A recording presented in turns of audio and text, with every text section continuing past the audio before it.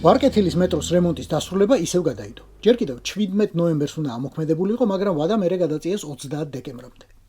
2025 წლის, ჯერჯერობით. არა, პირველად 2018 წელს უნდა გახსნილიყო.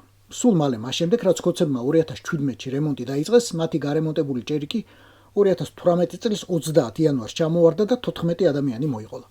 მერე 2019-ში უნდა გახსნილიყო. მერე 2021-ში, მერე 2022 წელს თქვენს სრულ რეაბილიტაციას ვიწყებ და ცოტა დაგვაგვიანდებო. ახლა გვეუბნებიან, რომ ამ წლის ბოლო დღეს იქნება.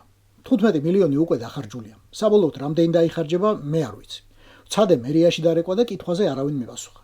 მერე მეტროს სამმართველოში დავრეკე და მითხრეს გვაგვიანდებაო, რადგან მუშებისთვის დასარიგებელი ფული ვიღაცა მისესხა, ნაძვის ხეზე აქვს $100 ჩამოსაკიდებელი და ძველი ახალი წლის შემდეგ დააბრუნებსო.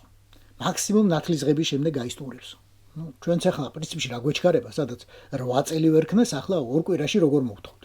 დავდივარ და ვიყურებით ასე ზემოთ. ამ ქოცების ხელში ან ჭერი არ დაგვეცეს, ან მეტეორი. ან და ეგებათა დაგვეცეს, მაგის ჯანიც არ იყოს რა.